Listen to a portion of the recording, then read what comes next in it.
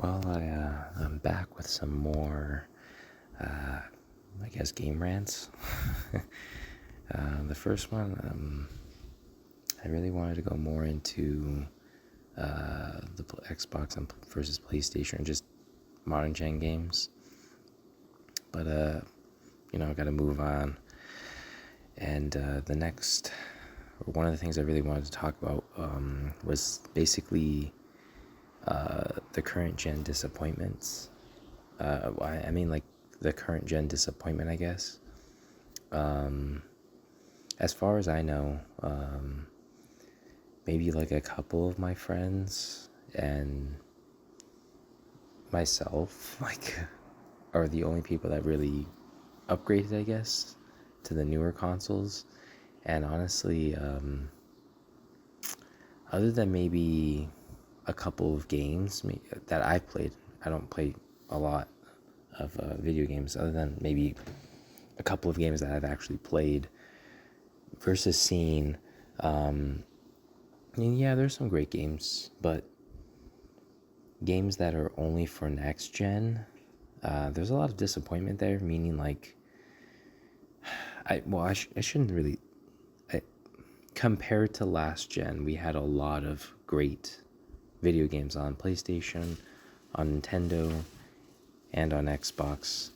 Maybe less so on Xbox, but there were a lot of great games that came out in that time. You can name like 10 really easily. And for this generation, it's kind of like, what is the reason to get a PlayStation 5 or an Xbox Series X? Maybe less so an Xbox Series X, because a lot of those games that like Sandland, for instance, Sandland didn't come out. There was no Xbox One version of Sandland.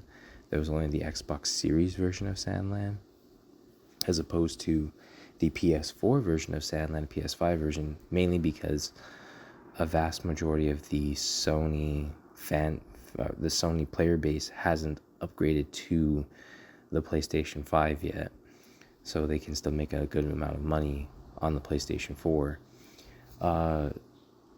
So anyways, back to what I was saying. A lot of these upcoming games, not a lot of upcoming games, but a vast majority of great games that came out this generation were available last generation, at least in the sense of the PlayStation side of things, and even the Nintendo Switch. I mean, granted, they got a very terrible version of Mortal Kombat 1, but it still came out on the Nintendo Switch, skipping the Xbox One and the PlayStation 4, despite the Switch not being more powerful than the Xbox One X or the PlayStation 4 Pro. And obviously that the sales numbers on that one kind of dipped if they had actually put in the effort to put them out on last gen consoles. Star Wars, I think, Star Wars Jedi Survivor, I think that's what it was called. Oh my gosh, now I don't remember what it was called. I think that's what it was called. The new Star Wars Jedi game, it initially came out on next-gen consoles, Xbox Series, PS5. Now they're coming out with a PS4 version of the game, and Xbox One version of the game, mainly because, once again, there was like this big thing where, hey, a lot of people are going to purchase this really expensively made game, and that was not I'm not saying that a lot of people didn't purchase it, but there could have been more sales is what I'm saying. However, optimizing and spending that money for last gen is kind of difficult for a lot of game companies.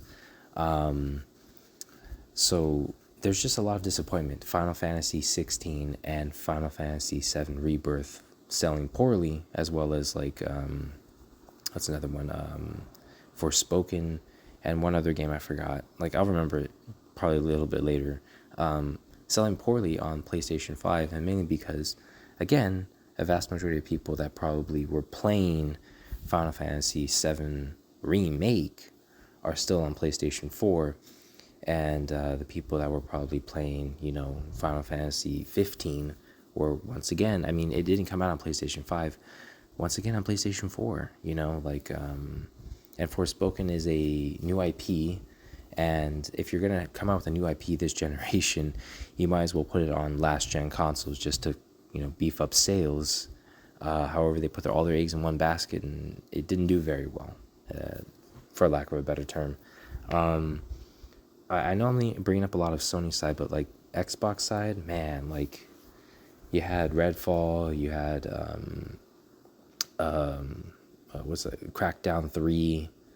I think Crackdown 3 came out on Xbox One though. I actually don't remember. I think I have to look that one up. Starfield. Not to say that these games probably did not sell. I actually don't know the sales figures for them, but I'm pretty sure they were disappointing. So, as I was saying on the last one, their business strategies are a bit different. I'm pretty sure on the PlayStation side of things, they want people to purchase these games, and on the Xbox side of things, they probably want you to pay for a subscription, and to each their own and stuff like that. But it doesn't like the whole correlation. Xbox has been doing this subscription service since the Xbox One era. Right before these series came out. They came out in like 2018 or something like that. 2018, 2019, and the whole backwards compatibility thing. They've been doing this for a while. On the PlayStation side of things, though, they're still doing the same business strategy. However, I guess there's now understanding and seeing that, hey, it's really not working very well. And I'm kind of, the current gen disappointment is more for those consoles, less so for the Nintendo Switch, because the Nintendo Switch has just been great. Not to say that some of the current gen games cannot run on the Nintendo Switch, like one of them being Visions of Mana, and a recent game that came out, and I feel like the Nintendo Switch is playing a lot of catch up because of a lot of missed opportunities from the Wii U era. So now they're getting the Batman Arkham games, because they didn't come out on the Wii U. They missed a lot of games, and the Wii, right? Because the Arkham City and whatnot came out when the PS3 and 360 were relevant. I think they did come out with a Arkham City like game, but they missed out on Arkham Knight, which obviously didn't run that very well on the Switch. However, as I was saying, like their whole bread and butter is that they can play in 3 different ways: tablet mode, handheld mode, and through the TV. So there's different ways for you to play on the Nintendo Switch. That's their business strategy, and it's been working very well. A lot of people are still purchasing things on there. As I said, for the current gen disappointment, it's just that. And then this leads on to the next thing that I was trying to say, which is games now costing $70.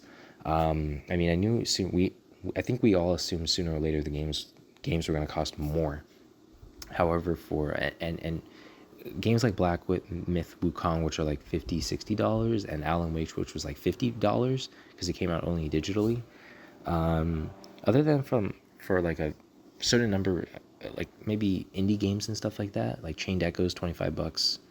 A lot of games are $70. A lot of AAA games are $70 now, and that's detrimental because if a game can't sell with a $70 price tag and it goes down to 60 or 50, like how low is it going to go for someone to actually finally purchase said game? If Final Fantasy, how like $60. Let's say Final Fantasy 7 Rebirth came out for $60, right? And a lot of people are like, it's still too expensive. Or in the case of like, actually no. I think I'm kind of like going a little far out there. I think what it is like, a lot of people now, as I said, their Xbox's business strategy is like, okay, you can play it on your phone, you can play it through Amazon Fire Stick TV, you can play on it through your computer, you can play on it this, that, and whatever, right? On NVIDIA Shield or whatever, NVIDIA GeForce is what I was trying to say. And some of the games are available on, I think, the Epic Game Store and Steam. So what I'm trying to say is that there's multiple ways for you to play that. And then the Switch is like you have 3 ways to play it, the same game. Obviously, it's different, whatever. So it kind of justifies maybe purchasing the game for $70 because you can play the same game, in multiple ways. And that's not to say that the PlayStation can't do that. It's just they kind of took a while. The PlayStation app or the streaming app, oh my God, what is it called? Hold on, I have it right here. Yeah, PS Remote Play. The PS Remote Play runs like shit on the phone.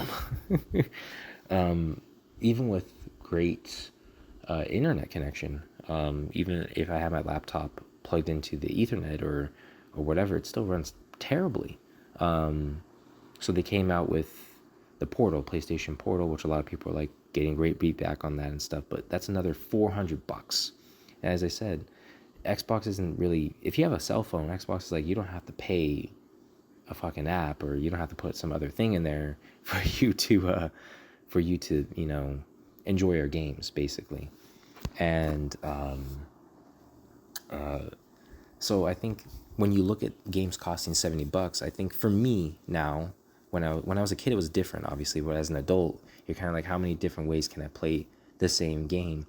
Like I live with 2 kids and and my girlfriend, and mainly the only time I can really play is like maybe right before I go to sleep, you know, at night, when the TV is not being used. And when the TV is not being used, however, let's say I'm really, I want to play a quick game, and I'm at work or something, and I bring my controller, right? I can play for like 15 minutes on my phone. Or if I bring my laptop, right? I can play 15 minutes on my laptop, or 20 minutes on my laptop, or whatever. Like, I can do things like that, you know? I can literally play 15 minutes or 20 minutes, you know, here or there. I can't really do that with my PlayStation 1. Even one of my best friends at work, he got like, I forgot what it was called. The thing that attaches the, I have to look it up. It's that controller thing, that controller add-on you put on your iPhone to play PlayStation games on there. And he's like, it's pretty good. And he had spent $100 on it. And I was like, damn, dude, like, he's like, well, it beats, like, I'm okay with this and not the Portal. And because, like, the Portal is like $4 plus. I was like, yeah, I kind of feel you on that one. And he's like, yeah, it kind of sucks that, like, you know, at least on the PlayStation side of things, I can't play the same game multiple ways. Thus like kind of like making the $70 price tag kind of invalid, a hard sell, I should say, because it's kind of like an investment. If I'm spending $70, I really want to get my $70 worth out of the same game. And as I said, I feel like I'm doing that more with the Xbox or the Nintendo Switch or something than I am with, you know, the PlayStation. It's really hard. I think I turned on the PlayStation the first time in a while, and I think I was playing with my older brother. What was I saying? Yeah, I was playing with my older brother, and like, that was like the first time in a long time I was like, you know, I actually have a little bit of time. Like, my girlfriend's daughter, you know, was, you know, it's Friday, and my son, he's like just running around and stuff. I'm like, you know what? They're playing. I'm just gonna have fun playing. You know, I'm just gonna play a quick game. You know, so what I'm basically trying to say is, like, when I do enjoy playing games, I do enjoy playing games, but $70 is kind of getting a little difficult, because it's not just $70, it's $70 in tax, and if you're getting it from the PlayStation Store, it kind of is now at this point now where, why don't you just sell the game for less? $70 is kind of high, especially on the Sony side of things, because, as I said, it's kind of really difficult for me to play those Sony games, because I don't have a Portal, and every time I use the PlayStation Remote Play, it's really, you know, jittery. It's really, what's the term? Unreliable. Sometimes it works okay, sometimes it's obviously terrible. And I really don't want to spend $400 on a Portal just to get a better experience to play the same game portably. So yeah, moving on to the next thing. Well, so this is now like maybe like kind of going on it, but kind of not. But it's like buying multiple versions of the same game. I kind of was hinting at this, I think on the last video. How do I want to like start this one? There's a lot of remasters coming out. I mean, like, I have a thing over here where, like, I have Tales of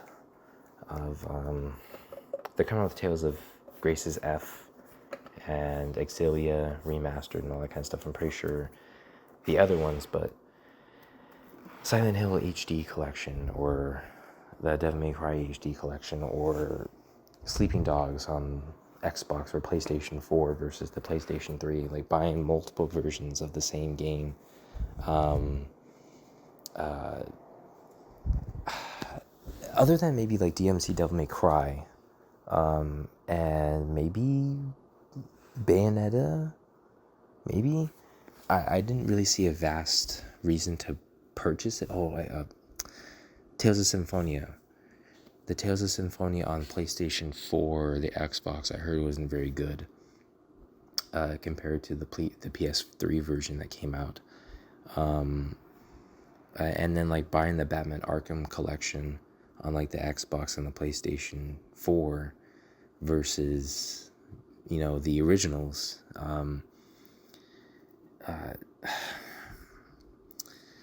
I feel like now the game's now costing $70 and you now coming out with like another version of the same game, or virtually the same game. It's like, well, that's $70 for that new game. Like maybe you want to get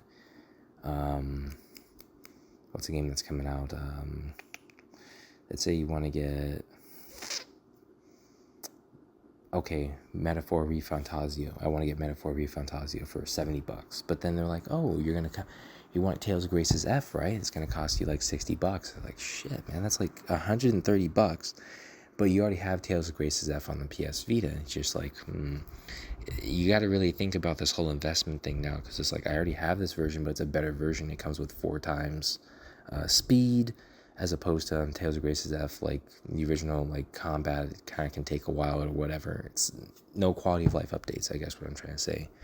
And then the Shin Megami SMT 5 Vengeance coming out on the Xbox and the PlayStation 5, running buttery smooth on there as opposed to the Nintendo Switch.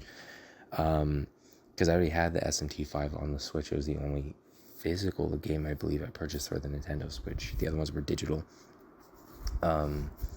So the fact that, and it's been, actually I'll get to that in just a second. It's just,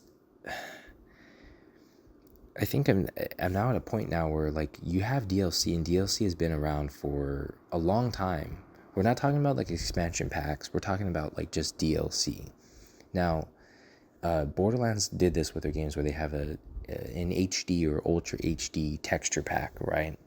And it comes with quality of life improvements, and better frame rates and stuff like that. And I'm like, why don't you just come out with this crap, as opposed to like just Borderlands the Handsome Collection? Like, seriously?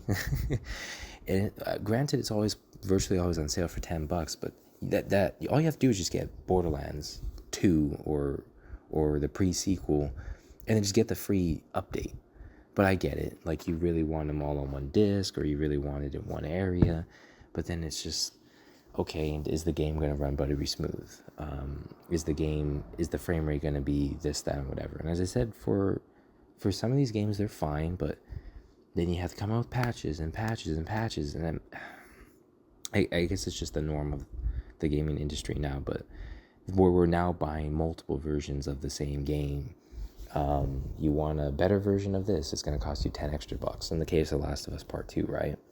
Because they came out with Part 2 remastered. And it's like $50 or $40. I forgot how much it was, but the game came out $70. But yeah, a few years later, you can purchase the better version of this game for $50. Granted, I mean, probably people that have purchased Part 2 are just like thinking, okay, why don't I just buy that stuff as DLC? Nah, you got to pay another $50 for it. And I'm like, what? The same thing with SMT5 Vengeance, right? It's like, okay, cool. Like, I already have the Switch version of it. Just release that stuff for DLC. No. You got to buy a new game to accommodate this stuff. And I'm just thinking, oh my God, it's another $50 right there. I got SMT5 for only $20. It was on a sale, I think, at Best Buy or something like that. I forgot where I purchased it. But initially, Nintendo's games don't go on sale, but I got it for $20. And if I thought about purchasing both, it would have been $70. And then you have Persona 3 Portable that came out, and Persona 4 Golden that came out on the PS4, modern gen consoles, PS5, PS4, Xbox. And then you already have Persona 4. The point is like, we're now in an era, and it's kind of just frustrating that we are purchasing multiple versions of the same game instead of just releasing it as DLC. You know, another modern example of this, no pun intended, is the Modern Warfare 2 and 3. Like, seriously, like, they came out a year apart, but there isn't enough content to warrant a $70 price tag. They could have just literally been released as DLC, but I digress. It's basically the same game. So let's moving on to the next one. I brought up SMT5, and the next thing I really want to talk about is, we're buying multiple versions of this game. So now we're going on to delisting games. So I'm not talking about like store closures or anything, just like the notion of delisting games. So one of the things that kind of broke my heart is I think I brought up this story, maybe not, but I like to bring it up. But there's a game that came out that was on Game Pass called Amori, and I did not know it was going to be delisted, but it was going to leave the Game Pass, and I was like, okay, I'll wait until I get paid. The game I think was only like $20 or something, so on Game Pass it would have been $17.99 for me to keep, and I was like, okay, I'll just wait a day or two after it leaves Game Pass, get paid, and pay the game, paid to purchase the game, only for me to find out it was delisted. Anyways, they also ended up delisting Shin Megami Tensei 5, and they ended up delisting a lot of Marvel games. And the reason is I don't really understand why they would delist a good factor of money. I mean, I get you want people to purchase the newer, stuff where licenses expire or whatever the case may be. Maybe in the Xbox case, it just wasn't selling, and they're just going to leave it on platforms like Steam, Nintendo Switch, and PlayStation, where it was probably selling more. But I think this more goes on to the multiple versions of the same game. So, I mean, I'm all for buying Amori on PlayStation, but I really would like to get it on Xbox because, I mean, it runs better on there, but whatever. I think just the notion of delisting games, I'm not going to get into the whole, piracy versus purchase debate, but delisting games in today's time, I think The Suffering was another one The Suffering is going to be delisted, I think, in a few hours from when I do this. I'm recording this on September 1st. Wait, what? That's not right. Why does it say it's... Oh, yeah. No. Oh, no, it is. Okay, I just keep forgetting. Yeah. Okay, it's already being delisted on GOG because the company that did the game wanted it to be delisted. However, if you purchase the game before it's been delisted, you keep it. However, there's the only thing that's really going to save, or not save, but the only thing that really encapsulates people to, like history, I guess, is for us to just play the game and be able to purchase the game. I'm not saying that I would want any of the students that I, with any up and coming child to play The Suffering or anything like that. It's a very violent and horrific game, but when they get older and they're like, hey, I want a piece of gaming history, and it's like, well, that's been decided for you. Sorry, you can't you can't really play that one. And in the case of SMT5, it's like, I really want to play the SMT5 vanilla, and they're just like, okay, it's really hard for me to buy a physical copy, so I'll just buy it digitally. Yeah, you can't do that. You want to buy not Marvel vs. Capcom. Well, yeah, I guess the Marvel vs. Capcom thing could be buying multiple versions of the same game, considering the fact that I have Marvel vs. Capcom 2 on my 360. But the delisting portion, it's like, hey, if I really want to play Marvel Ultimate Alliance, can't do it. The thing with Disney and Activision's been dissolved. Okay. And then they came out with Star Wars Bounty Hunter, and then the remastered version of Star Wars Bounty Hunter. Oh, man. But then they'll delist it. Stores closed.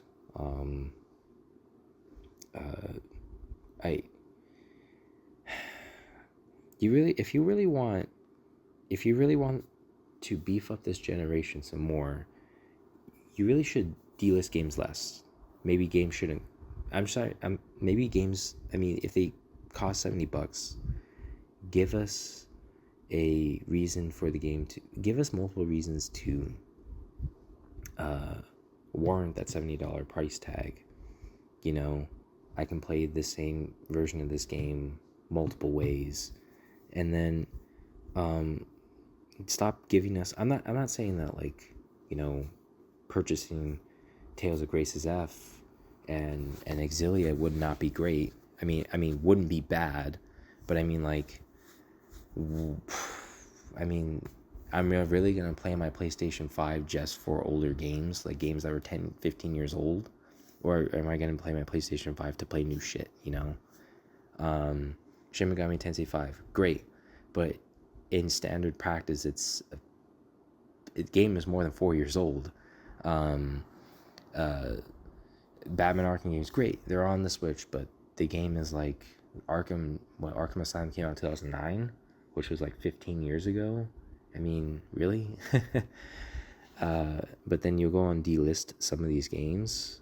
I mean, what I'm trying to say is that there's a lot of bad things that happen in this generation of consoles that it's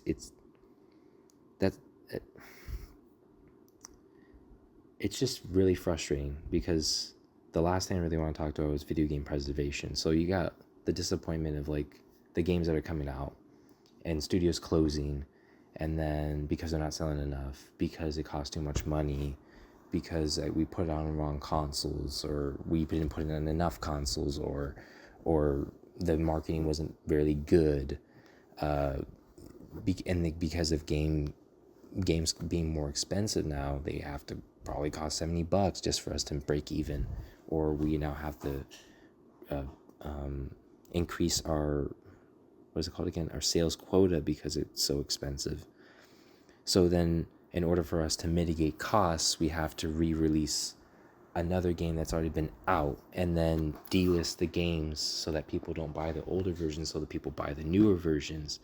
It all just goes back to video game preservation. It's just, why can't I just play Tales of Exilia on PlayStation 3 and be done with it? Why do I have to play PlayStation 5 version? I get it, but give us multiple reasons.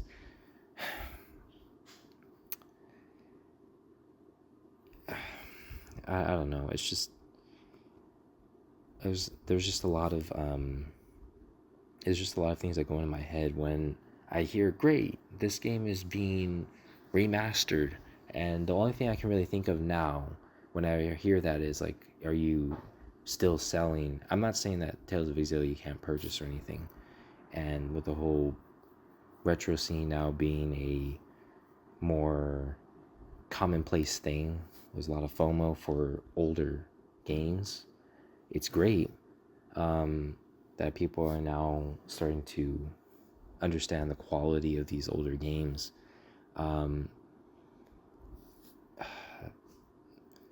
I feel like the way for video game preservation isn't to leave things as they are. Like, meaning, like, if I'm going back to the whole Tales of Exilia, it's great that maybe if I can purchase Tales of Exilia on PS3, but you also have the DLC side of things.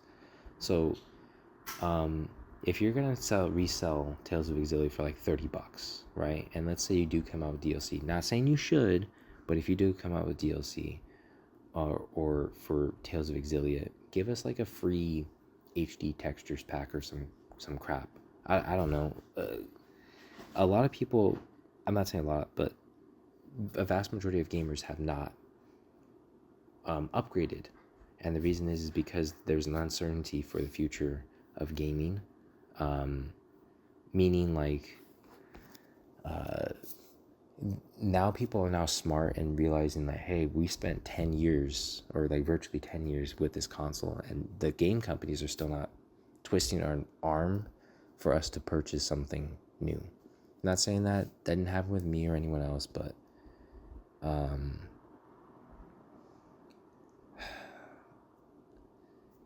I guess the way I see it is that if it's not fixed, you know, don't fix something that's not broken. So with the 3DS store closing, the Wii U store closing, a lot of video game servers closing, like Battlefield Bad Company 2 and 1, Battlefield 3 closing later this year. I think the 360 and PS3 versions. There's just a lot of uncertainty as to where this not generation, but where gaming is going. And because a lot of those closures and things, a lot of things get lost. And I understand that things cost money. I understand that licenses go away. I understand that there's not enough manpower to handle a lot of these older tracks. But I guess what I'm trying to say is that the way that a lot of preservation happened when I was growing up, like I was playing Rainbow Six Vegas, and a lot of people were playing Call of Duty.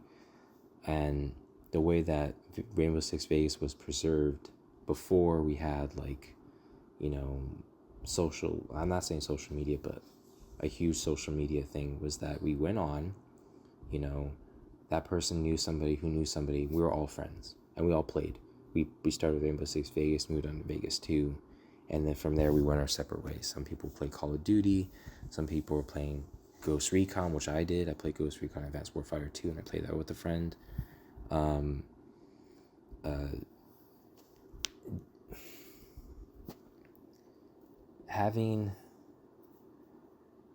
Having someone remember and constantly remind people of the things of the past, and then also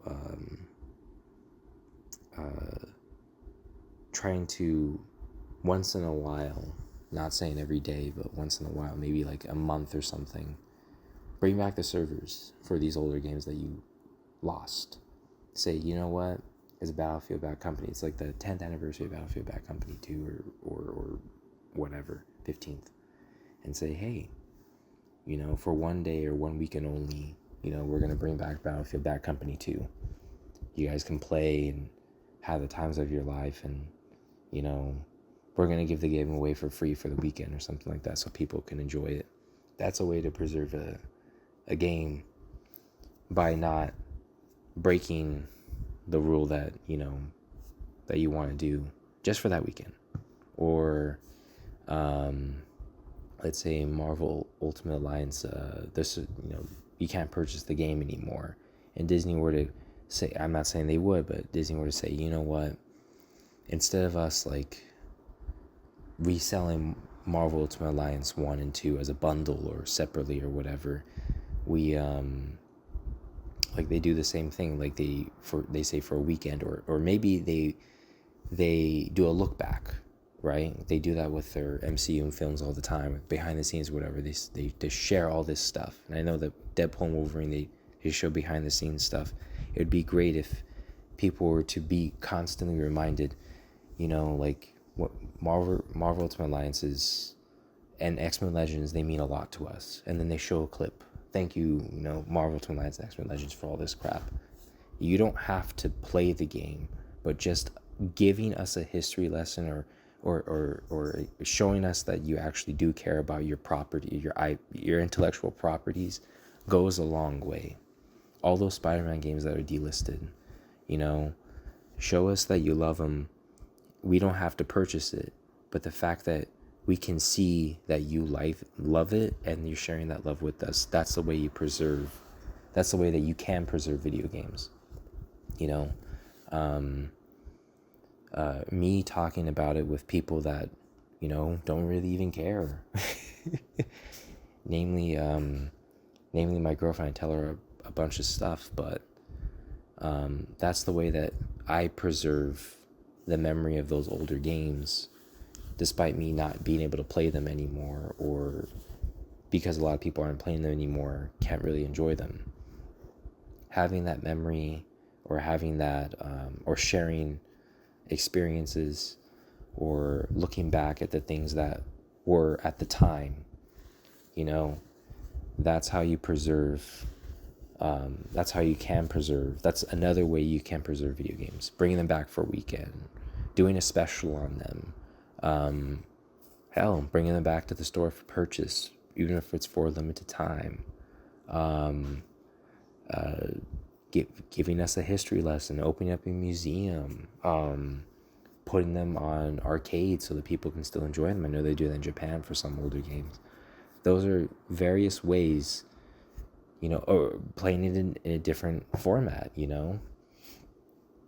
Those are ways that you can preserve video games, and those are ways that you can help lessen the blow of how poor this generation has been. From 2020 to now, it has been terrible for gaming companies, gaming employees, and even the consumer. I feel like there's a lot of there can be a lot of positives, but we're too focused on a lot of the negative stuff. I know I'm bringing up a lot of negative stuff, like the gen disappointments and games costing more and multiple versions and delistings, but it doesn't have to be negative. And I think that's all I really wanted to say in this one. I mean, yeah, I feel like I was more what's the term? I was more focused. Like things went down as they should, more organized, I guess. So I guess I'll give that a plus. I don't know what I'm going to do in my next video. I want to play Yakuza 0, but got this. If I play Yakuza 0, then I'm at a point now where I either have to do 10 hours of a side quest, or I continue the story and then do the side quest later, which would then be 10 hours of side quests later. And I'm like, oh man. And there's no easy way to do it. There's no fast forward feature or anything. Well, I'll think about it. Alright, that'll be it for this one.